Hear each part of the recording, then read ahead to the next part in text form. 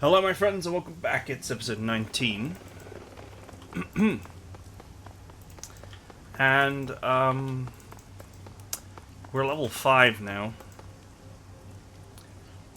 So, that should mean that there are new spells to play with.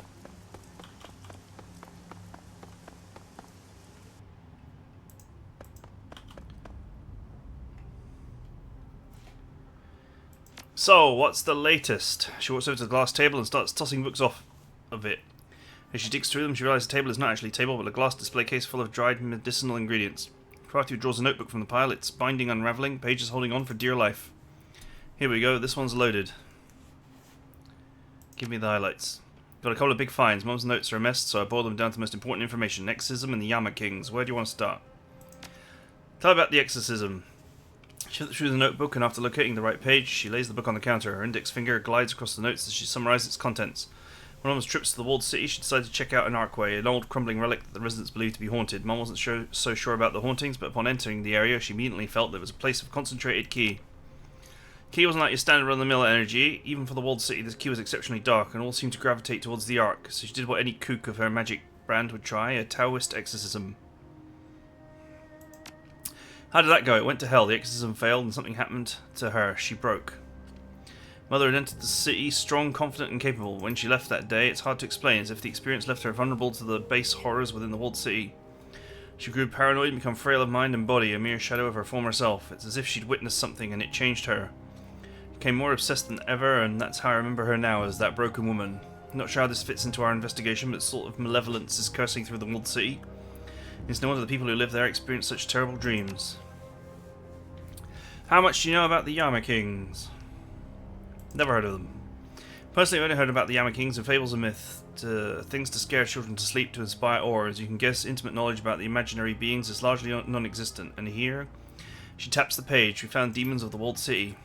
Through my mother's excursions into the slums, she came to learn that the residents had their own unique Yama Kings, different from the traditional ones. People over there, segregated from the rest of Hong Kong, over time came to believe that their home was possessed by local demons. Makes sense considering the place is penchant for crime and disaster.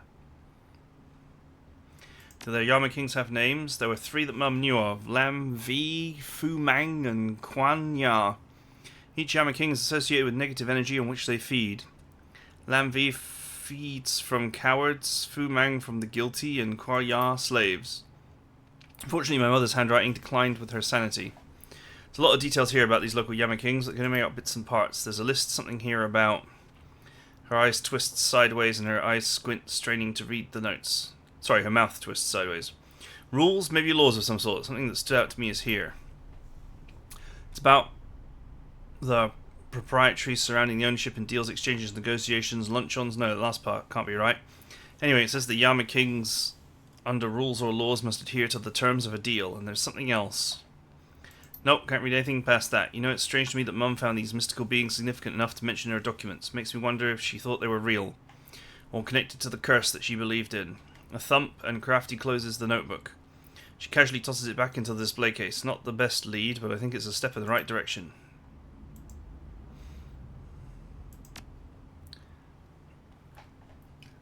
Powerball V! 4, actually. I wonder if we actually go up to 5.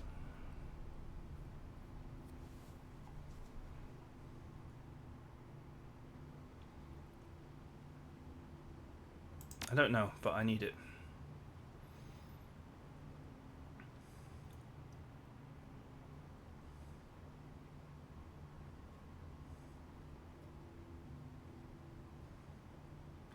Chain Lightning 2 requires Intelligence 4. And Fireball 3 requires Intelligence 3. But Spellcasting 8.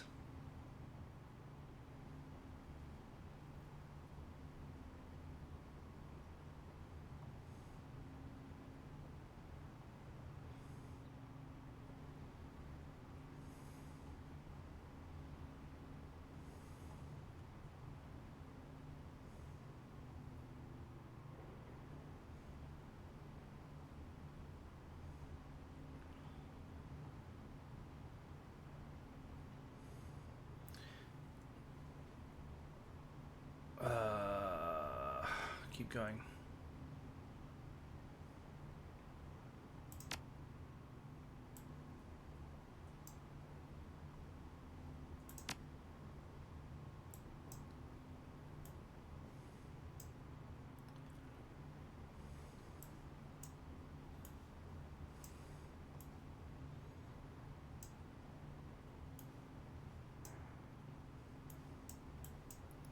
try and tidy this mess up.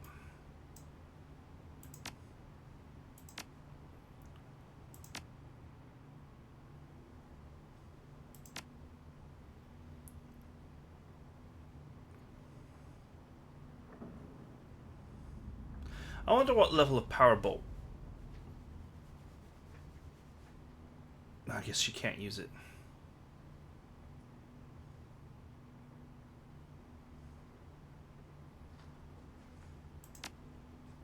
I was just wondering whether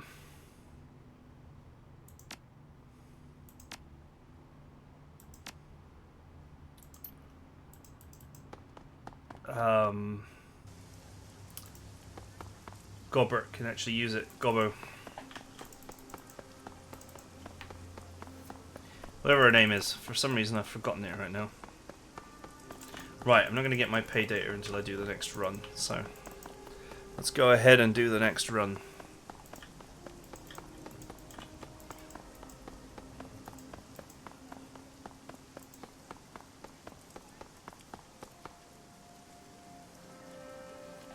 Captain Jomo is busy playing some kind of gambling game on his comlink. It beeps and flashes as he taps away. Come on, Jomo, win, not lose. Maybe buy yourself a new hat.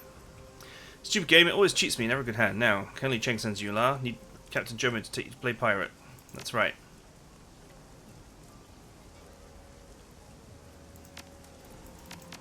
Oops. Gobbet. I'm just wondering.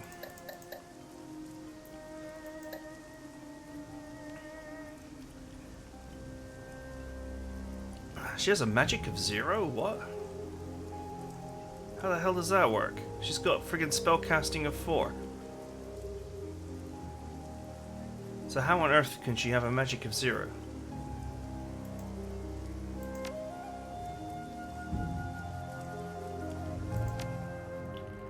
Well that's weird. It's very weird. The ride out to Nalchi is nerve-wracking. Captain Jomo seems an expert pilot, but massive waves threaten to scuttle his small boat at every turn. Deep thunder rolls in the distance and the edge of your vision. Lightning occasionally illuminates your target.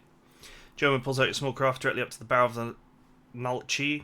You are least likely to be spotted. He throws a rope ladder up the side, hustling you aboard before pulling away. Time to get to work.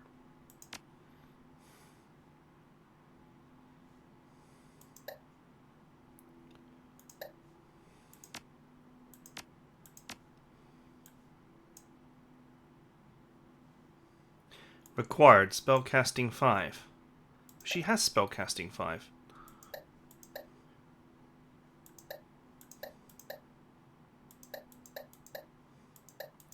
Absolutely bizarre.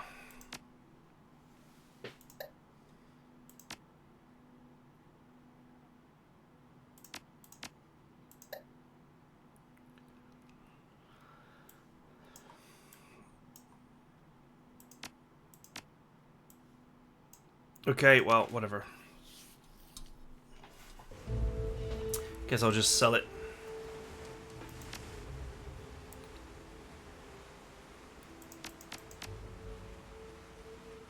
And no, I'll leave it for now.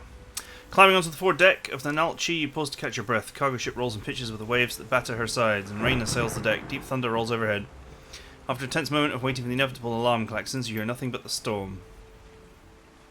That pirate really knows how to move that boat. I'm impressed. I'm buying that guy a bottle of Old Man Chio's back deck hooch if we make it out in one piece. Fancy driving, boating, whatever you call it. We're exposed out here when we move. Let's do it fast. Isabel sights down her rifle into the darkness of the ship's deck. After a moment, she lowers the weapon and smirks. She doesn't have a rifle. She has a pistol and a grenade launcher.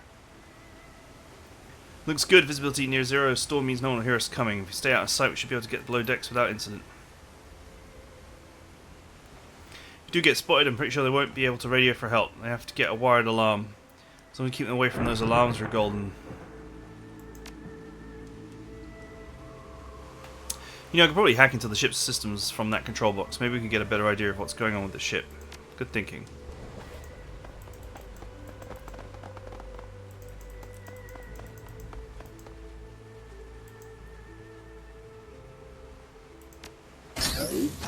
There we go, I've rebooted the cameras and patched them into our comlinks and locked the ship security out. Couldn't get a camera inside the ship though, they must be on a different circuit.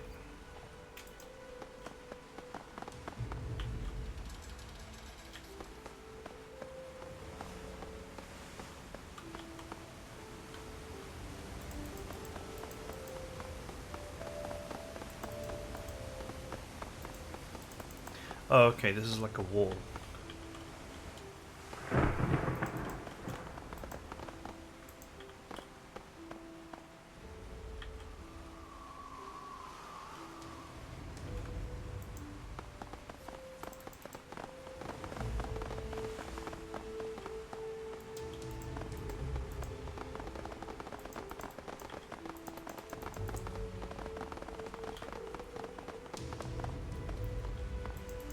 She goes this way, and I sneak past her. Oh, whoa, back. Oh no, he's going that way. Okay, that's fine.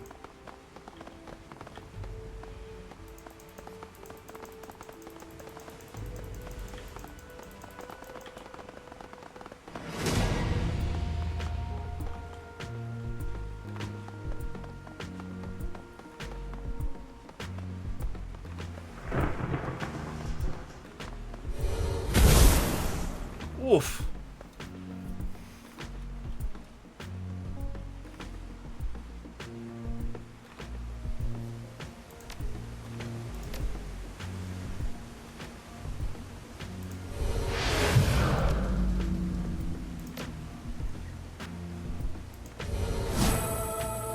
That was one hell of a hit.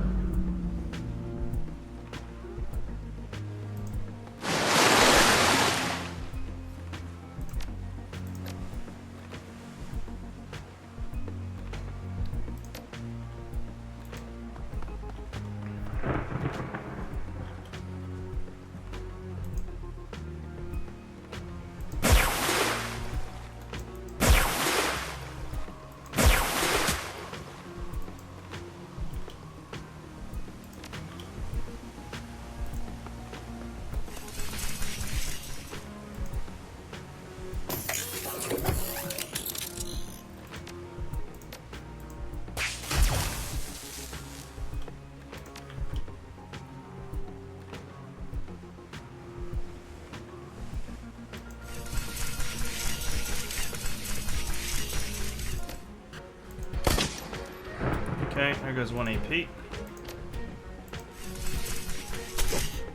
And there goes 2 more. Now he can't do anything. Damn, missed.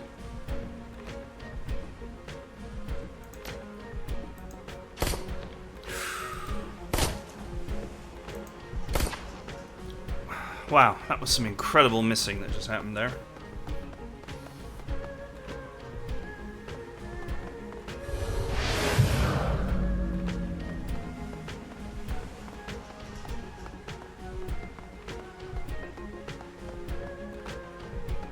Okay, these other ones can't hear what's going on. Great.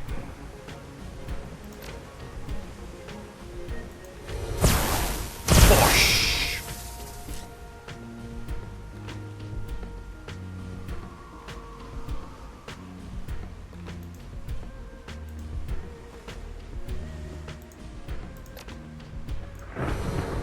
Oops, I shouldn't have done that on my last AP, because I won't get it back.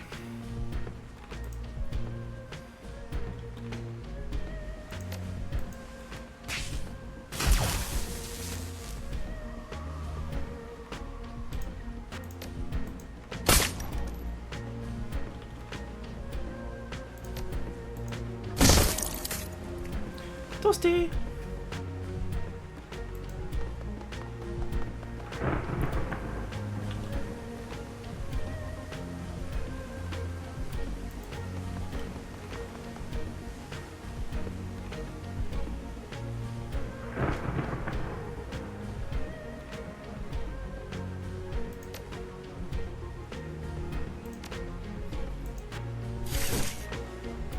Come on.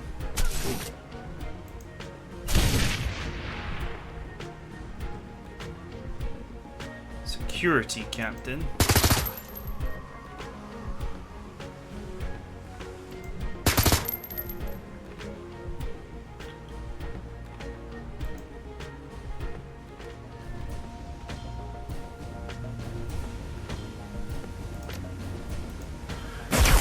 Oh, I got him.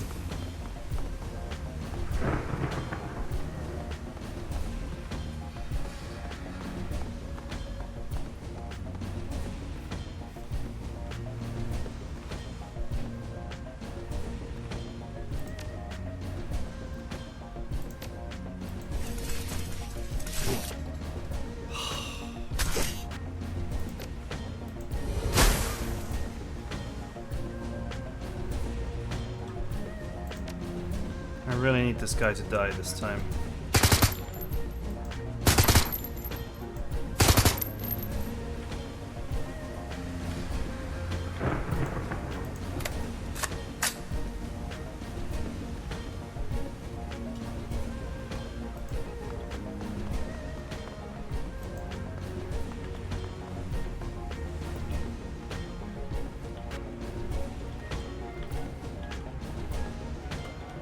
Okay, I think we're done. Oh no, there's one right there.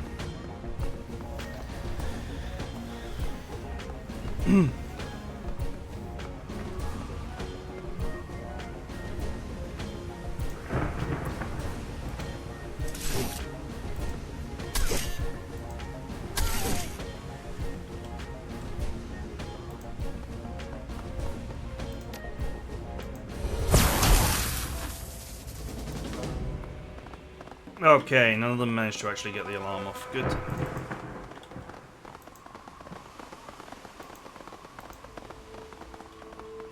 I guess you couldn't go that way.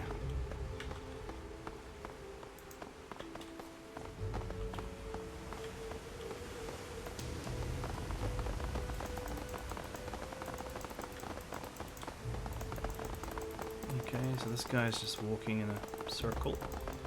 An easily avoided circle. Oh, come on! What is this about? I literally just made it out. Oh, is this bugged now? Oh no, everyone can leave. Good.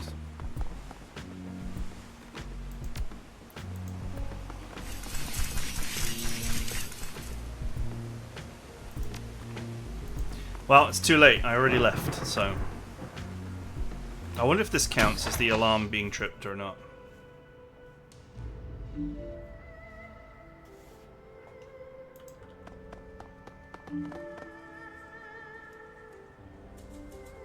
It counts as the alarm being tripped.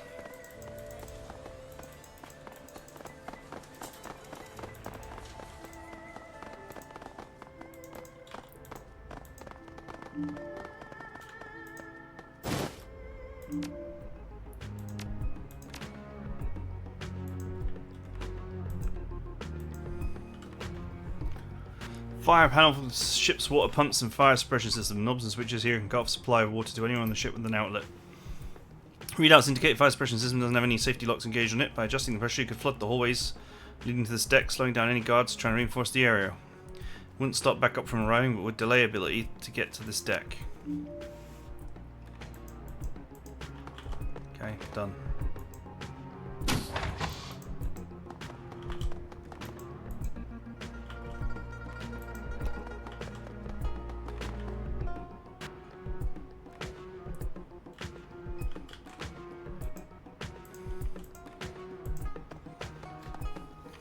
Oh, I hate just walking around these games in friggin' turn-based mode.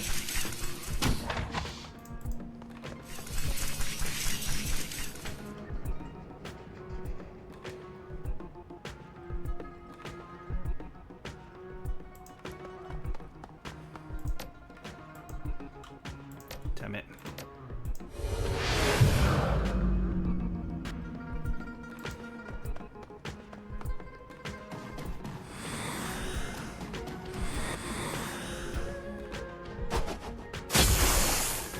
Oof.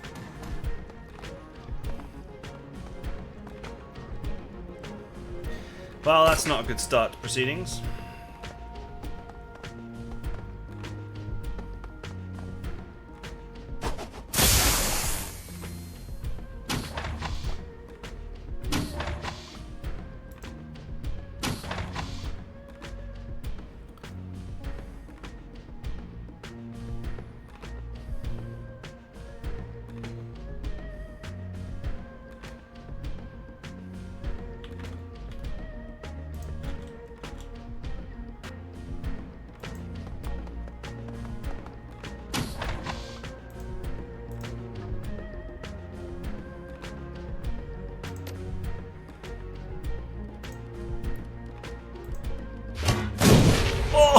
Oh, what a hit!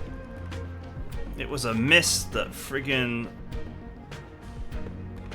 ended up doing way more damage.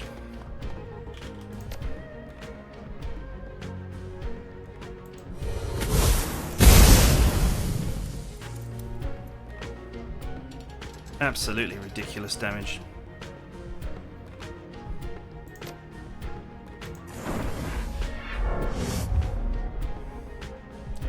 Rat time.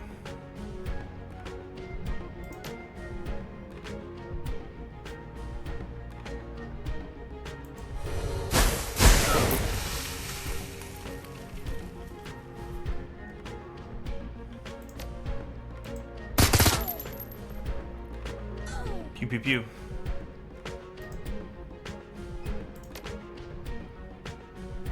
Give him the evil ball.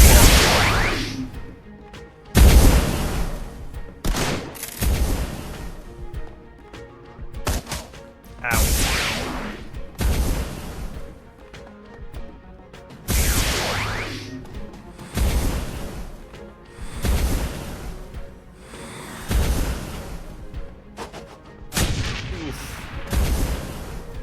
Oh, he died. Ooh, just killed his own guy there.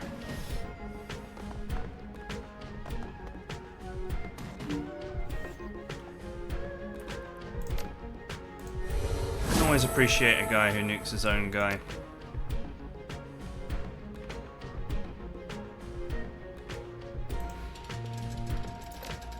This is my garbage mana ball.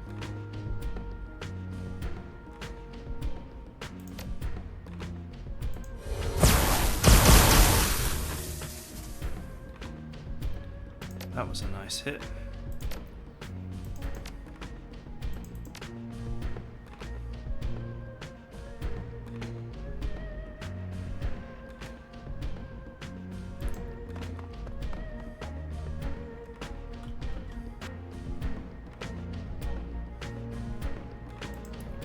Bonk. 1 damage.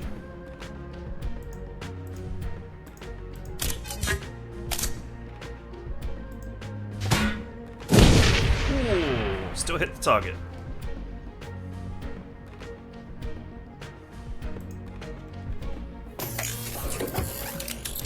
I need to use both of his AP here to activate drone and overclock it.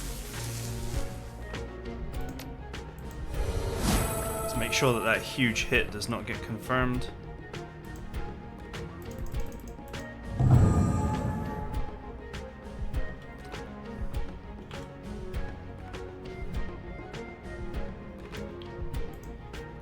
Let's go, rat.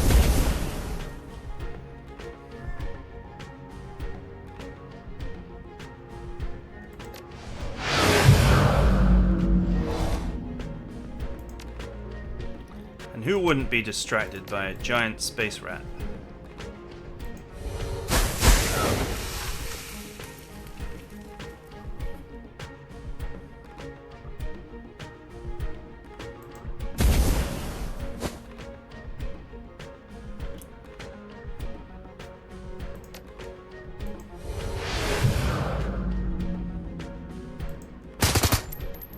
Not bad. Nearly got him.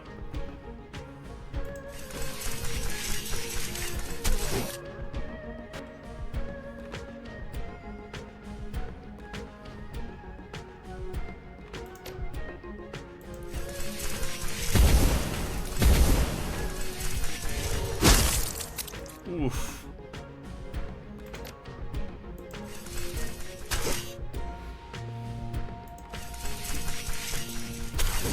Ooh. Damn, the amount of damage being thrown around.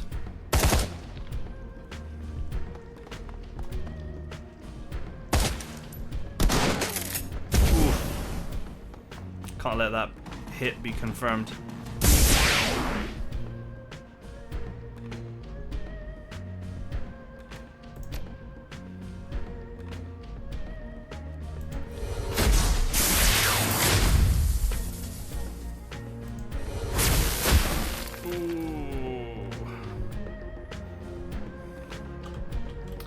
Got to undo that hit.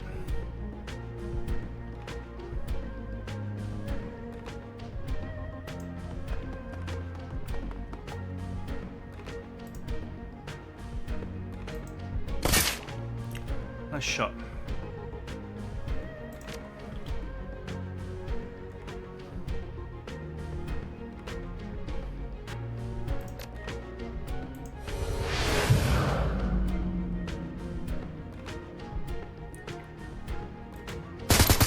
Oh, nice. Might be able to finish the job here. Oops.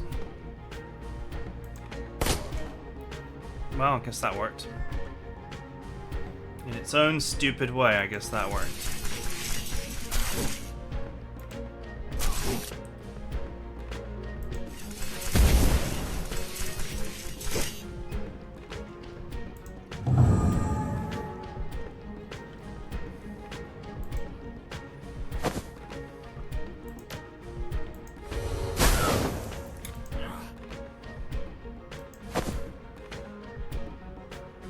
Come on, rat.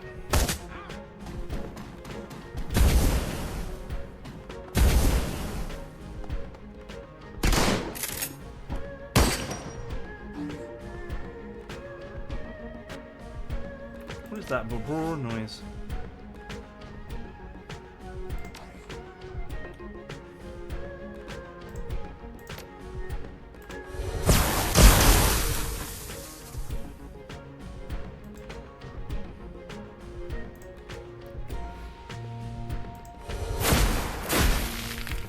Wrecked.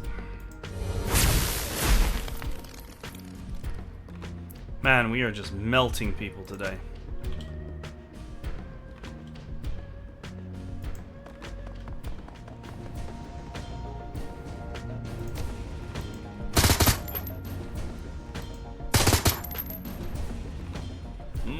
Daka daka daka. Can't really take her too far out of cover because I don't want her to take another hit. Oh, damn. Now that was some good shooting.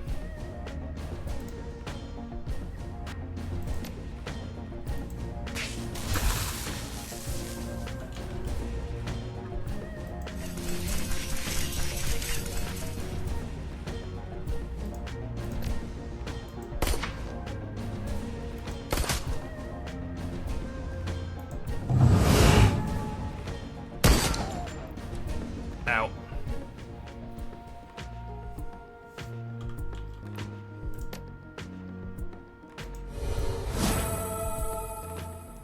Alright, that's that unconfirmed. That's that unconfirmed.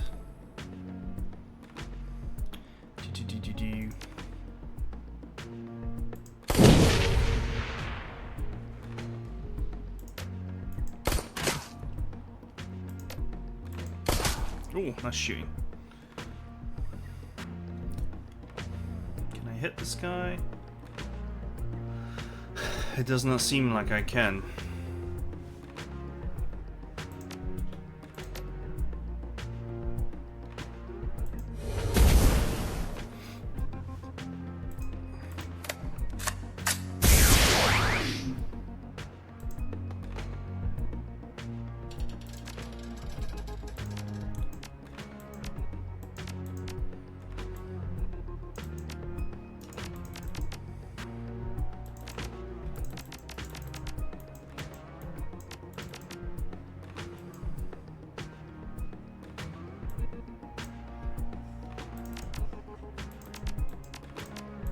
Apparently cannot.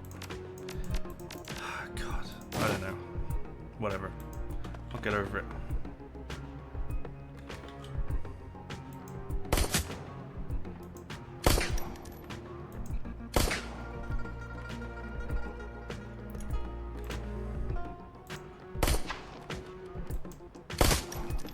Poor rat.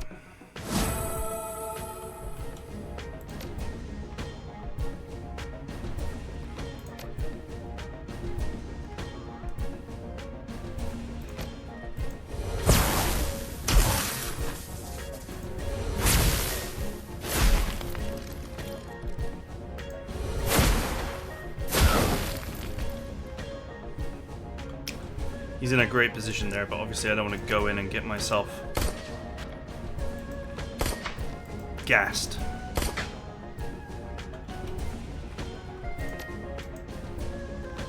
So I guess I'm just shooting at the guy until someone lands a hit.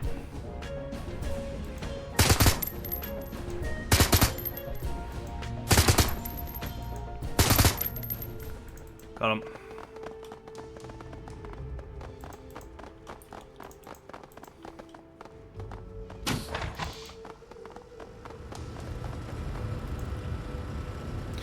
Cold storage tank and attendant machinery are lit from within the organic soup by flickering baleful lights. The tank containing Omega Sequence 358G chugs quietly in the hum of pumps and coolant.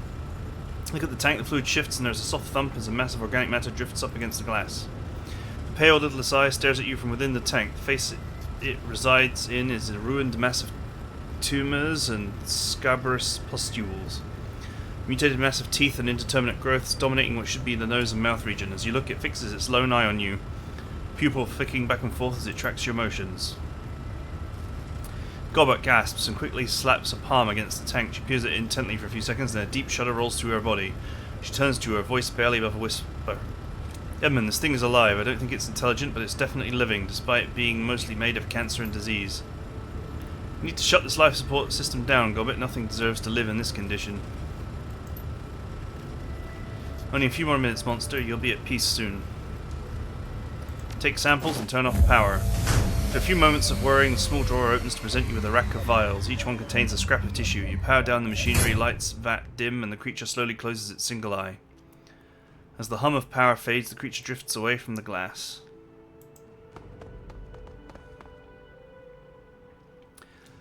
Select File 1. Initial research into metagenics presents a singular challenge, to wit, the study not of genes themselves, but of interaction between genetics and the unseen world of astral space.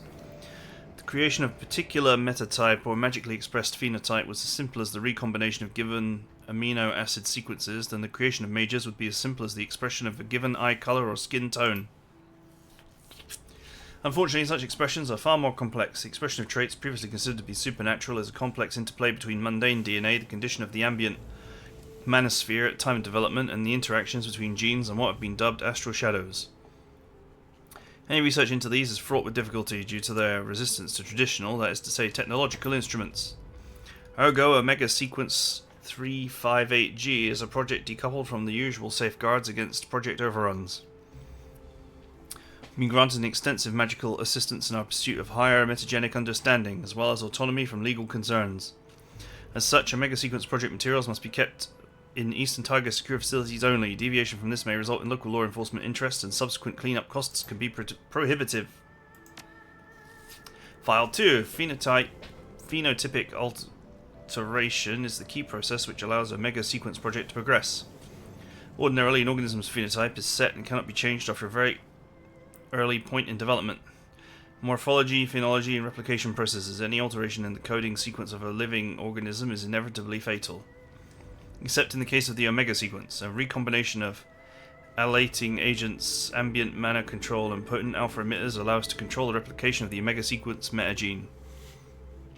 It's accomplished through an alteration of interactions between DNA and their astral shadows, the building blocks of metagenics and mana-based abilities. To understand this concept, consider an Indonesian shadow play. The story one watches is not of puppets, but the shadows they cast. A skillful puppeteer manipulates not just the puppets, but the space between the screen and the viewer. So too it is with metagenics. Magical aptitude, metagenetic traits formerly unknown, parazoology are revealed in the mana levels reach a sufficient point to allow the astral shadows of DNA to engage in their delicate, powerful dance of replication. To change the metagenics of an organism, we do not manipulate only the subject's DNA, but the space between the DNA and the astral plane.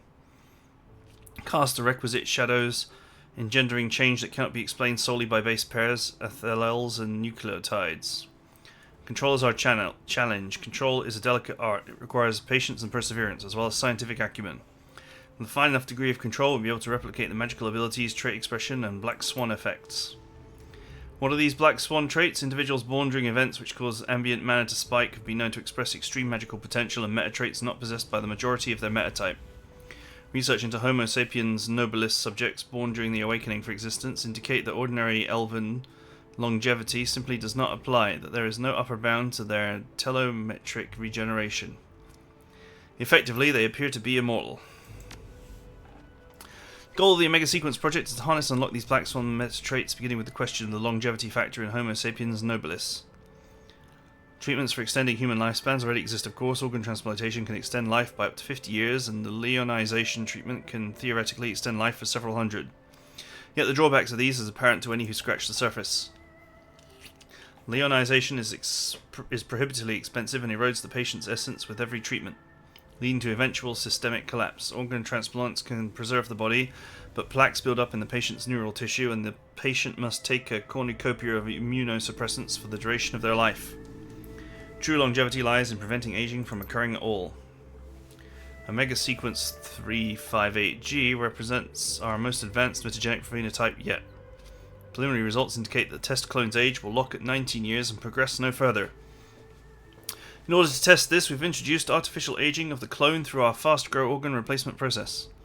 Fortunately, this has led to an explosive cancer mutation rate, rendering it non-viable for any other types of metagenic research. Even so, the value of this test subject cannot be overstated.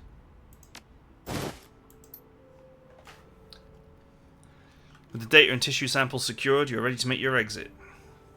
Pulling you on your comlink, you dial Captain Jomo. Jomo is listening. You ready for pickup, my friend? We are standing by and have your ears on the ship. Make it fast. Things might heat up. Easy, Lau. We'll be there in a few minutes. Be ready right where we dropped you off, friend. With that, Jomo disconnects the call. In a few minutes, the only thing between you and Hong Kong will be the open ocean. Last detail is to inform Johnson everything is complete and have him transfer payment. You rapidly dialed the number Canley Chen gave you for Tigreth. The elf on screen is bearing a son with no time for pleasantries. His tone is flat when he speaks. Is this Tigreth? Is the task done? We're done here. We can reach the data at time and site of your choosing. That was swiftly done. Unfortunately, there's been a complication. I can't transfer you your payment until we meet in person. I've had a tail on me since I arranged the run with Kindly Cheng. I think the CO Plus has caught up with me and are watching to see what I'm up to. I can shake the tail, but I need to ensure my safety before this is done with. I can help with that, but it'll cost you. Tigreth grimaces, but nods his head in agreement after a few seconds. I'll pay whatever it takes to get them off my back. If I can't, my family's still dead. I have a safe house in Ho Chung village that I set up before landing here. Meet me there and call me when you're close and I'll shake the tail. As long as we get it handled in a hurry, I should be clear to get out of Hong Kong. Alright, you better have the money when I get there. Keep an eye out for anyone following you. I need to get out of Hong Kong in one piece. No, there's one bit. Edmund, last minute plan changes are the fastest way to get killed, especially if somebody bloodthirsty like the Super Rings are involved. This whole thing stinks. You have any better ideas about how to handle this? Just keep your eyes open and be ready for anything. I want to come home in one piece, okay? As you start to move away from the Omega Sequence cargo, you realise your comlink is buzzing with an incoming call. Pulling you out of your pocket, your answer. Caller's expression is pleasant, but there is a level of unspoken menace in his eyes, a glint of a killer. Good evening, Evan. My name is Huang Jae-min, and I represent the Blue Haven Sopular Ring. Or Seol-Pla Ring. I've just become aware that you're in possession of data and tissue samples from Project Omega Sequence 358G. I would like those samples, and I'm willing to pay you for them. What makes you think I have these items? Quite frankly, your employer doesn't know the first thing about Matrix security. We hacked his comlink and his rental car. I simply redialed you once you called him. My apologies for such an unorthodox introduction. A man of your stature should be afforded more respect, but time is short. I understand you're associate of Kindly Cheng's. My organisation is far too trivial to have attracted their notice, but I believe you can help me change that. Merely doing business with you will increase our standing a great deal. I have information that may save your life. Perhaps we can come to an arrangement. Cut the flattery and tell me what you know. Blue Haven Ring has been retained by Eastern Tiger in order to prevent the theft of the Omega Sequence data and samples. The very things you've just taken, your employer, whose full name is Tigreth White, has been attempting to acquire them for some time. The entire reason data and samples are being shipped to Seoul is because of a botched Shadowrun, one on the Eastern Tiger facility in Tacoma, where the project is being developed. Tigreth White was the Johnson for that run. Your employer is not who he says he is, nor are his motives pure. He was never employed by Eastern Tiger and has no family in Seoul. As near as I've been able to determine, he's an agent of Tiragane Information Secretariat, a spy, if you will. What's a Tier Elf doing hitting Eastern Tiger? I'm not certain, but I suspect the Council of Princes has an interest in suppressing research into elven longevity. Every scientist working on the question of potential elven immortality has been disgraced or disappeared, except for those employed by Eastern Tiger. I suspect the elves have secrets they'd rather not have the rest of the world know. Wrights attempted to intercept Eastern Tiger's cargo at every port it's landed at. The strike in Tacoma was only the first. There's a second attempt in Perth, and the third near the Rio Islands at the very ship you're now on. Don't think for a moment that Wright will hesitate to kill you as soon as you hand over the data to him. So what do you say? I pay you for the debt you have, both of us can eliminate right, and whatever hired guns he's brought along, I think this is a fair arrangement. If Wright double-crosses me, I'll kill him myself. No deal. I'd hoped to be able to come to agreement, but if you refuse to see reason, bullets may prove a more effective argument. No one crosses the Blue Haven ring and lives. Your death will be an object lesson in that. I think you just made a new friend, Edmund. I think he's unwittingly just gotten in far over his head. He'll get what's coming to him. Let's get out of here.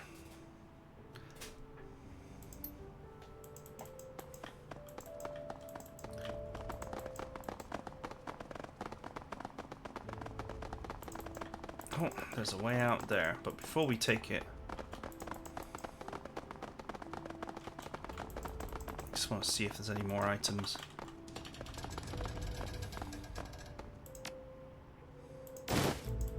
I hate the fact that I can't replace items properly.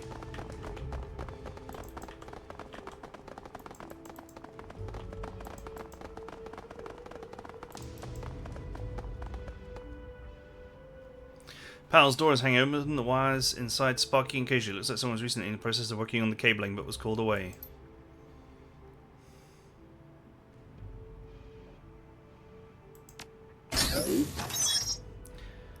There we are, you should be receiving the camera feeds on your comlink now. Damn, if only I'd have known that earlier. Okay, that's where I came in, and there's nothing in there.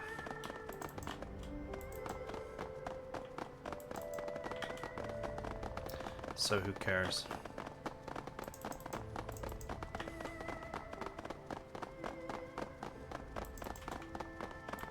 I think we're very much clear. Well, my due diligence got me an extra med kit, so I'm not going to cry.